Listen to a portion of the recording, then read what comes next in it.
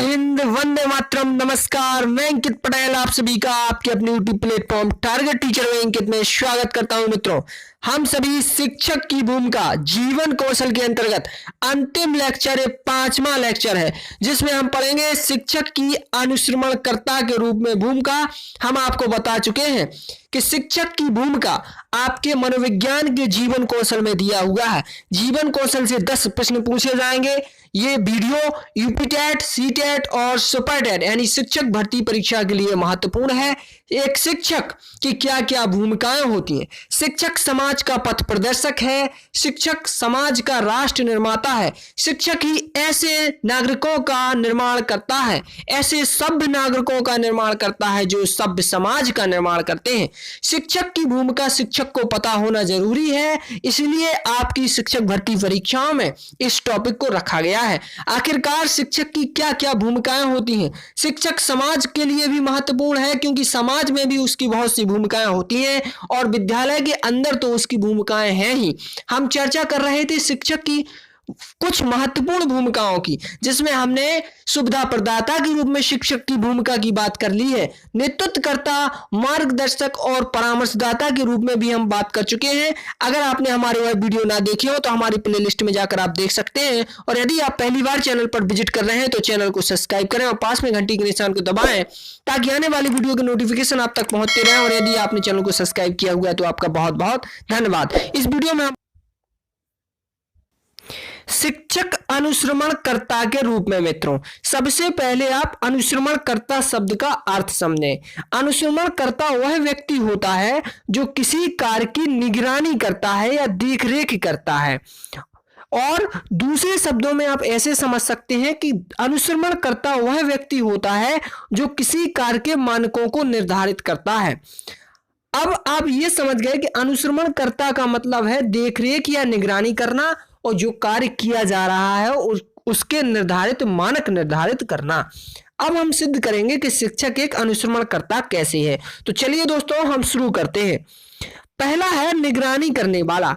शिक्षक जो होता है वो निगरानी करने वाला होता है। बट कैसे होता है? कक्ष में शिक्षण अधिगम के दौरान शिक्षक देखरेख करता है।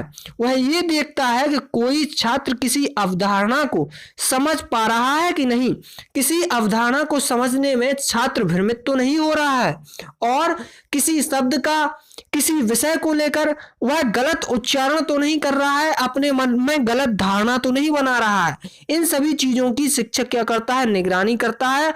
और वह बालक को, सीखने वाले छात्र को सीखने की स्वतंत्रता देते हुए उसकी निगरानी कर रहा होता है, मॉनिटरिंग कर रहा होता है। अनुश्रवणकर्ता का अर्थ होता है मॉनिटर, तो मॉनिटरिंग कर रहा होता है, इसलिए वह अच्छा अनुश्रवण करता है। अगला है मित्रों मानक निर्धारण। दूसरा महत्वपूर्ण शब्द, पहला देखरेख या निगरानी और दूसरा मानक निर्धारण। जब भी कोई कार्य किया जाता है तो उस कार्य के कुछ मानक निर्धारित किए जाते हैं। अनुश्रवणकर्ता के लिए यह जरूरी है कि वह अपने सदस्यों या टीम के लोगों की क्षमता को देखते हुए उनके मानक निर्धारित करे। शिक्षक यही करता है। शिक्षक अपने छात्रों के, अपने बालकों के मानसिक क्षमता, उनकी बुद्धि लब्धि यानी उनकी IQ आदि को, उनके आयु को देखते हुए, उनकी IQ को देखते हुए, उनकी बुद्धि की क्षमता को देखते हुए क्या करता है? मानक निर्धारित करता है। अरे शिक्षक छात्रों को उसी प्रकार के प्रश्न देगा जिस स्तर की उसमें क्षमता होगी, और उस क्षमता को शिक्षक को ही पहचानना होता है, देखरेख उसकी करनी होती है, समझना होता है। तो इसीलिए शिक्षक क्या है? एक अनुश्रवणकर्ता के रूप में अपनी भूमिका निभाता है, क्योंकि वह मानक निर्धारक है। अगला है मूल्यांकनकर्ता। मूल्यांकनकर्ता अनुश्रवणकर्ता के लिए है जरूरी है कि वह अपने सदस्यों का आकलन और मूल्यांकन करे, और निर्धारित मानकों के अनुसार शिक्षक भी प्रत्येक विद्यार्थी की क्षमता के अनुसार उसका मूल्यांकन करता है तथा यह पता लगाता है कि विद्यार्थी ने अपनी क्षमता या मानक के अनुरूप प्रदर्शन किया है कि नहीं। यदि जैसे शिक्षक क्या करता है? छात्र को यह सोचता है कि छात्र अपने अच्छे परिणाम देगा, यानी परीक्षा के दौरान अपनी जो उससे एक्सेप्ट की गई है कि वह अच्छे अंक लाएगा, वह लाएगा। इसके लिए वह क्या करता है, मूल्यांकन करता है कि क्या वह अपने मानक स्तर को पा पाया है, निर्धारित मानकों को पाया है या नहीं। तो मूल्यांकन करता होने के कारण उसको अनुश्रवण करता कहा गया है। तो इस बात को आपको समझना है। अगला है सुधारक। तो आगे हम बात करते हैं कि शिक्षक एक सुधारक होने के कारण क्या है, अनुश्रवण करता है। तो सुधारक का मतलब है कि अनुश्रवण करता अगर निगरानी के दौरान सदस्यों में कोई कमी या समस्या आदि देखता है, तो यही नहीं है कि उसका काम केवल समस्या को देखना है, उसका काम उस समस्या को सुधारना भी है। तो वह क्या करता है, उस समस्या को अपने विशेषज्ञ ज्ञान के द्वारा, उसके अंदर शिक्षक के अंदर बहुत सारे ज्ञान होते हैं, ऐसी ट्रेनिंग उनको दी जाती है कि वह बालकों की समस्या का समाधान कर सकें। तो वह अपने विशेषज्ञ ज्ञान के द्वारा उनकी सहायता करते हैं, उनकी समस्या का समाधान करते हैं। इस तरह से शिक्षक अगर अपने विद्यार्थियों को भ्रमित पाता है तो वह उसका निदान या उपचार करता है और उनमें सुधार लाता है, और इसीलिए वह एक अनुश्रवण करता है।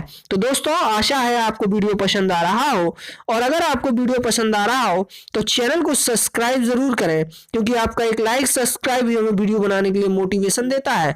पास में घंटी के निशान को जरूर दबाएं ताकि आने वाली वीडियो के नोटिफिकेशन आप तक पहुंचते रहे। दोस्तों, अगला होगा आपका नियम निर्माता। बिल्कुल निश्चित रूप से अगला आपका है नियम निर्माता। और आप ये तो जानते ही हैं, विद्यालय में जो नियम होते हैं ज्यादातर शिक्षक पर ही निर्भर करते हैं।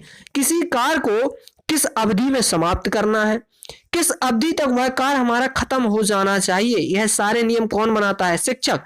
किसी कार्य को निश्चित अवधि में खत्म करने के लिए कुछ नियम बनाए जाते हैं जो अनुश्रवणकर्ता के लिए आवश्यक होते हैं। अपने विद्यार्थियों को सफलता दिलाने के लिए शिक्षक पठन पाठन, कक्षा गतिविधियों आदि पर आधारित कुछ नियम बनाता है। कक्षा के कुछ नियम होते हैं ना, कि कितने समय किसका पीरियड लगना है, कितने टाइम आपको गणित पढ़नी है, कितने टाइम आपको हिंदी पढ़नी है, कितने टाइम आपको खेल खेलना है। ये सारे जो नियम होते हैं, कब आपको व्यायाम करना है, कब आपको प्रार्थना करनी है, कब आपको मिड डे मील यानी भोजन करना है। तो आपको तमाम नियम जो होते हैं, नियम निर्माता होने के कारण ही शिक्षक को अनुश्रवणकर्ता कहा गया है।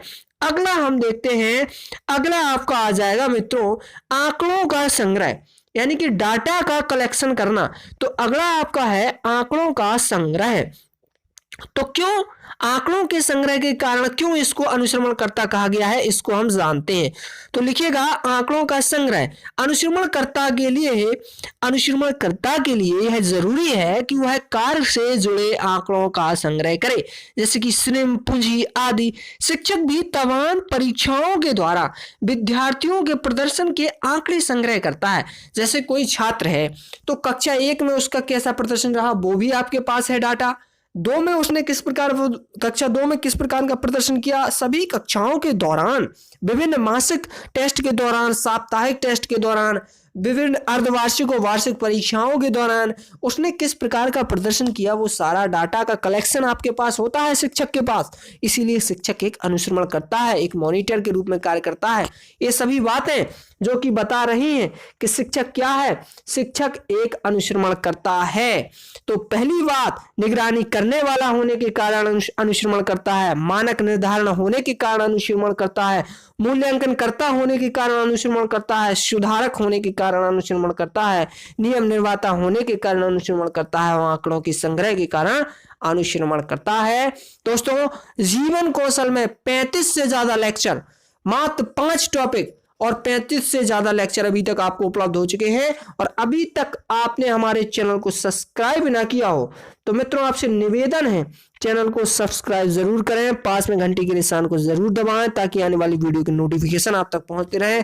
जय हिंद, जय भारत। आप सभी के माता पिता के चरणों में नमन। थैंक यू दोस्तों, शुभ रात्रि।